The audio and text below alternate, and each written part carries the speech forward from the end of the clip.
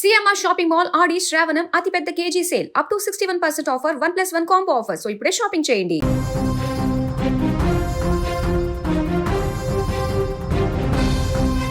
పవిత్ర పుణ్యస్థలం శ్రీశైలంలో తీవ్ర విషాద ఘటన చోటు చేసుకుంది. శ్రీశైలం వడ్డెర అన్నదాన సత్రంలో ఒకే కుటుంబానికి చెందిన 5గురు బలవన్మరణానికి పాల్పడిన ఘటన కలకలం రేపుతోంది. ఈ నెల 20న సత్యసాయి జిల్లా బత్తలపల్లి గ్రామానికి చెందిన ఓ కుటుంబం ఆటోలో వచ్చి వడ్డెర సత్రంలో రూమ్ నంబర్ 11ను తీసుకున్నారు.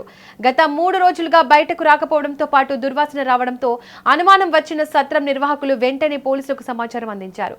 దీంతో పోలీసులు అక్కడకు చేరుకొని తలుపులు తెరిచి చూడగా బాత్రూంలో 3 మహిళలు, ఫ్యాన్ కు 2 పురుషులు విగత జీవులుగా కనిపించారు.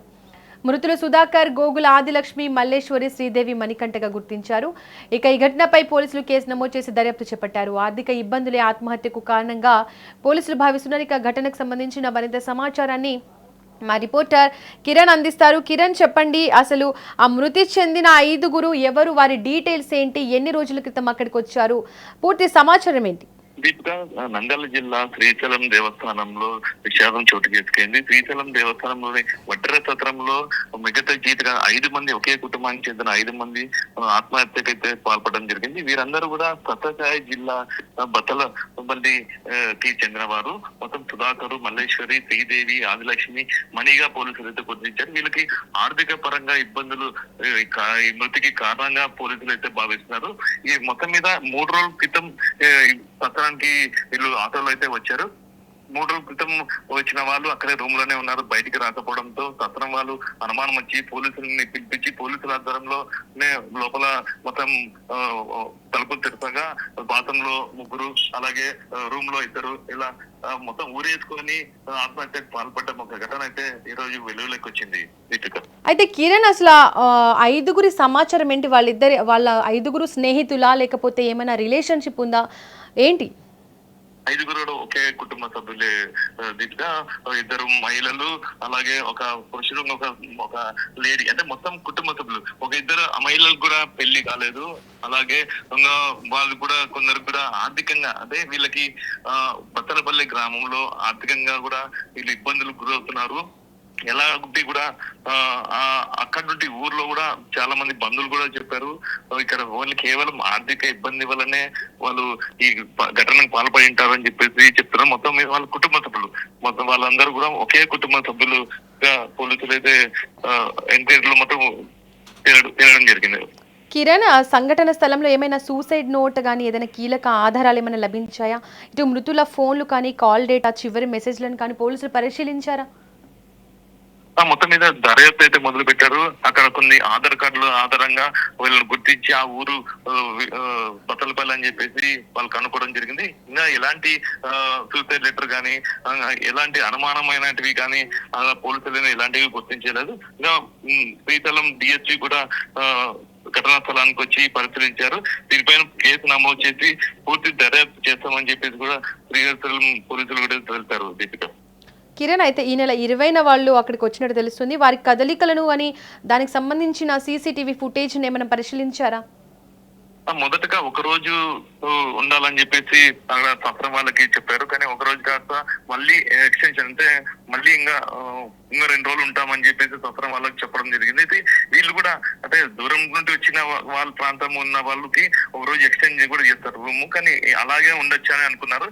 ఈ తీరా చూస్తే ఇంతవరకు కూడా 3 రోజులైనా కూడా వాళ్ళు కదలికలు లేకపోవడంతో, అలాగే ఈ సత్రం యాజమాన్యం కూడా దీనిపైన ఒకసారి చెక్ చేద్దాము, రూమ్ లో చెక్ చేద్దామంటే డోర్ లాక్ ఉండడంతో పోలీసులు పిలిపించి, అలాగే దుర్వాసన వస్తుందని చెప్పేసి అనుమానం కూడా వ్యక్తం కావడంతో పోలీసులు పిలిపించి మొత్తం వీళ్ళు చెక్ చేయడం జరిగింది. సీసీ కెమెరాల ఆధారంగా, అంటే వీళ్ళు ఎక్కడెక్కడికి వెళ్ళారు అనేది కూడా సీసీ కెమెరాల ఆధారం కూడా వాళ్ళు పోలీసులు అయితే దాని మీద విచారణ అయితే చేస్తున్నారు. కిరణ్, అయితే ఇది మొత్తం పూర్తిగా బలవన్మరణమేలా, లేదా ఏదైనా అనుమానాస్పద అంశం ఏమైనా ఉందా? ఇక్కడైతే ఎలాంటి అనుమానాస్పదం అనేది లేదు. బలవన్ మరణమే జరిగిందని పూర్తిగా నిర్ధారించారు పోలీసులు. ఊరేసుకున్న సంఘటన కూడా చూస్తుంటే మొత్తం కలిసికట్టుగా వాళ్ళు ఇలా అందరూ కూడా చనిపోవాలని వాళ్ళు ముందే డిసైడ్ అయ్యే వాళ్ళు ఆత్మహత్యకు పాల్పడ్డారని చెప్పేసి కూడా పోలీసులు విచారణలో అయితే తెలియదు. Deepika, right Kiran, thank you.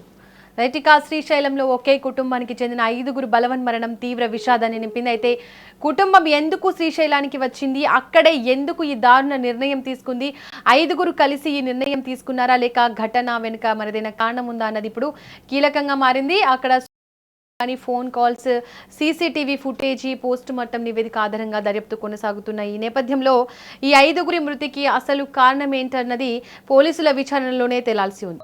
Nandyal జిల్లా ఆత్మకూరు సబ్ డివిజన్ శ్రీశైలం పుణ్యక్షేత్ర దేవస్థానం దగ్గర వడ్డేరాజుల సత్రం ఉంది. ఈ వడ్డేరాజు సత్రంలో శ్రీ సత్యసాయి జిల్లా బత్తలపల్లి గ్రామస్తులు సుధాకరు, వాళ్ళ సిస్టర్స్ ముగ్గురు, ఆదిలక్ష్మి, మల్లేశ్వరి, శ్రీదేవి, ఈ మల్లేశ్వరి కొడుకు మణికంఠ, వీళ్ళ 5 మంది కలిసి ఒక ఆటో AP 39 UX 6978 ఆటోలో ఇక్కడ శ్రీశైలానికి వచ్చి 28/7/2026 తేదీన వచ్చినారు. వచ్చి ఒక రోజుకి 800 రూపాయల చొప్పున రెంట్ ఇస్తూ వడ్డేరాజ్ ఛత్రం రూమ్ నంబర్ 11 లో ఉన్నారు రెంట్ తీసుకుని.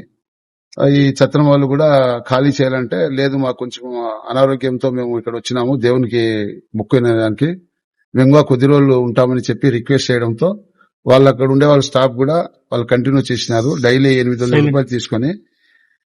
కానీ ఈ రోజు ఉదయం 8:30 గంటలకు ఛత్రం వాళ్ళు మా 1 టౌన్ ఎస్ఐ సుబ్బారెడ్డి గారికి సమాచారం ఇస్తే ఇక్కడ మా సిఐ ఎస్ఐ సుబ్బారెడ్డి వాళ్ళ స్టాఫ్ అంతా వచ్చి చూసినారు. చూస్తే రూమ్ డోర్ ఓపెన్ చేసి చూస్తే దాంట్లో ఫస్ట్ హాల్లో వచ్చి సుధాకరు, మణికంఠ వీళ్ళు మామ అల్లులు అవుతారు.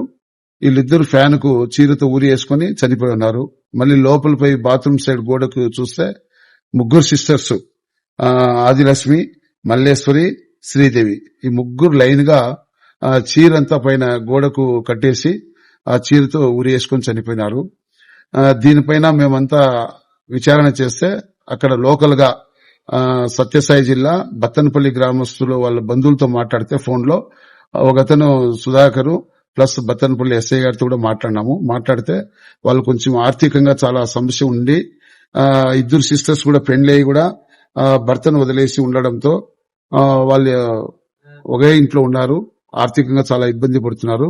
ఈ సుధాకర్ కూడా పెళ్లి చేసుకోకుండా వాళ్ళ సిస్టర్స్ అందరినీ చూసుకుంటూ ఉన్నారనే ఒక ఆలోచనతో ఇక్కడ వచ్చి సూసైడ్ చేసుకున్నట్టు తెలిసింది.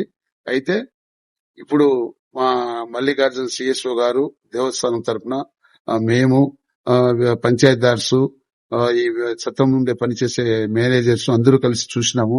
మొత్తం వీడియోగ్రఫీ, ఫోటోగ్రఫీ అంతా చేయించినాము.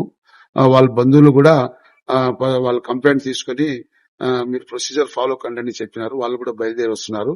అయితే అన్ని యాంగిల్లో విచారణ పూర్తి దర్యాప్తు చేస్తూ వాళ్ళకి తప్పకుండా న్యాయం చేసేదానికి మా వంతు మేము కృషి చేస్తాం.